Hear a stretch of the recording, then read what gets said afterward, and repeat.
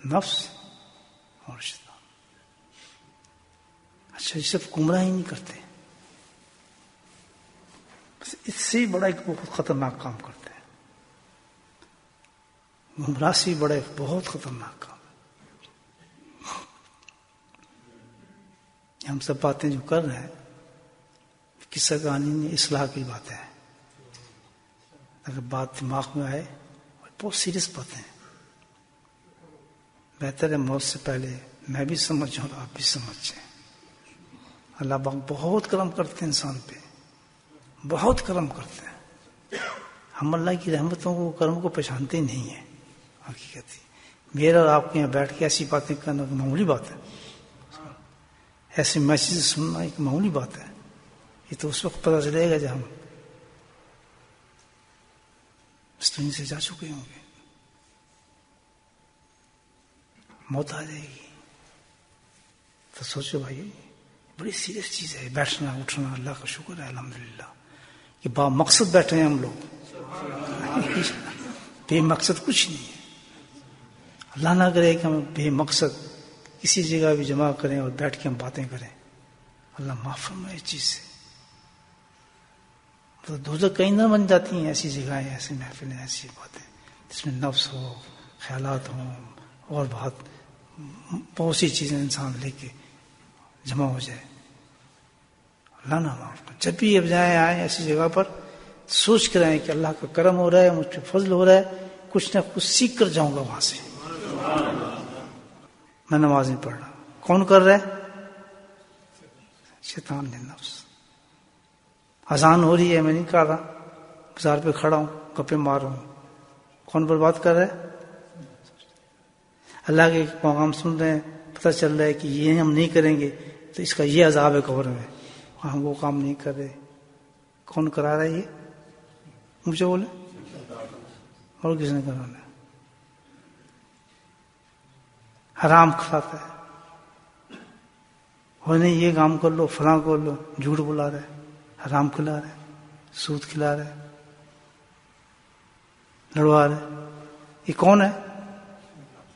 کوئی نہیں ہے. دو چیزیں کون ہے؟ نفس اور آگے بات سن. تو اللہ نے وعدہ کر دیا کہ خبردار، ہماری زندگی بڑی احتیاط والی زندگی ہے مومن. ایسے نہیں ہے کہ بس آ رہے ہیں جا رہے ہیں، ٹھیک ہے یہ ہو رہا ہم فلاں کا. نہیں نہیں نہیں، ایک ایک سانس سے قدم جو ہے تمہارا بہت خطرناک گھما ہوتا ہے. اس لیے میں نے بتا دیا تمہیں. اللہ تعالیٰ کہتا ہے یہ دو تمہارے بہت بڑے دشمن ہیں. دشمنوں کو بتایا اس لیے جاتا ہے کہ جس میں عقل ہوگی وہ دشمن سے کیا کرے گا؟ مجھے بولو، کون بچتا ہے؟ جو عقل مند ہوگا. میں کہتا ہوں فلاں آدمی آپ کو دشمن، اگر عقل ہوگی، اچھا دشمن کام تو آپ کو لوٹے گا بھی، مارے گا بھی، کھائے گا. تو اگر عقل ہوگی میری تو اس سے میں ہاتھ میں نہیں ملاؤں گا، اس کے نزدیک بھی نہیں جاؤں گا، اس سے بچنے کی کوشش کروں گا. بتا دیا گیا کہ دشمن ہے اور کسی وقت تجھے ختم کر دے گا. بچیں گے نہیں بچیں گے. تو میرا مولا جو رب الکریم جو قرآن کے اندر کہہ رہا ہے اس کو بتانے کی ضرورت کیا تھی نفس اور شیطان کی؟ تو اس نے بتایا کہ اس لیے بتا رہا ہوں کہ تم میں عقل ہوگی تو تم اس سے بچو گے. اگر نہیں بچو گے تو کیا ہو جاؤ گے؟ تم گمراہ بھی ہو سکے گے، اس کے دھوکے میں بھی تم آ جاؤ گے. اگر تم اپنے دشمن سے نہیں بچے، دشمن تمہیں مار دے گا، قتل کر دے گا، تمہیں لوٹ لے گا. تو ہم بچیں گے، اس سے سیف ہو سکتے ہیں اس وقت جب ہم اس سے بچیں گے، سیکیورٹی کریں گے.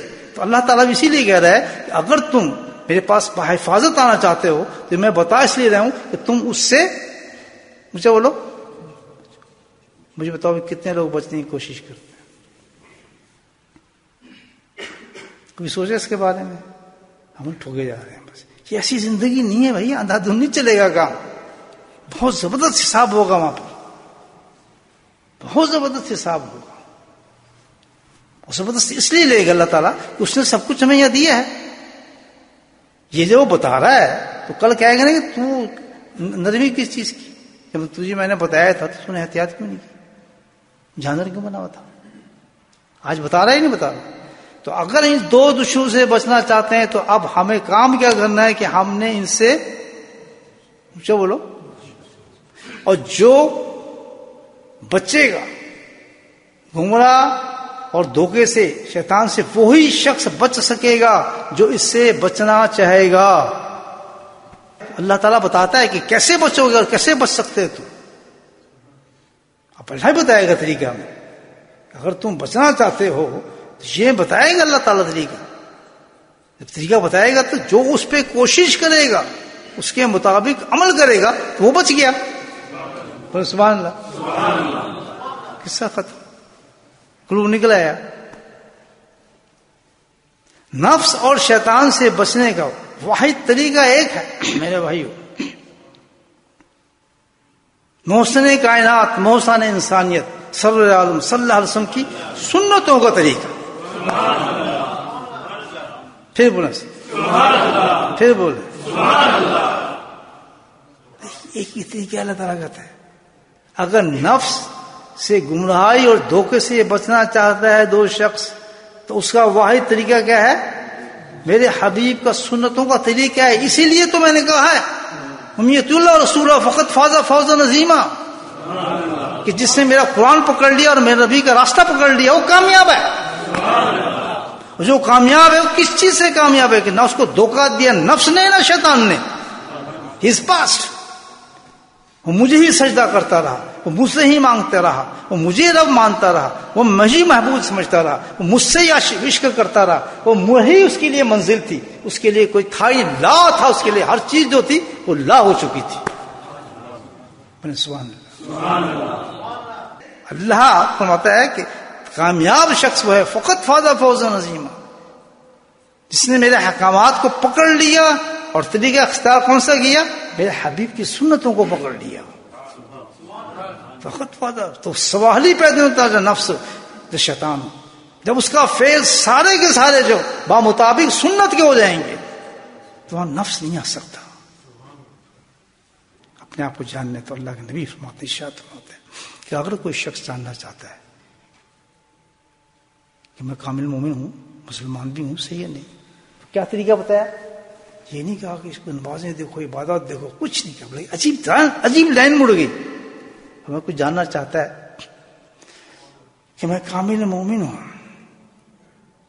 تو سن لو، کامل مومن وہ ہوگا،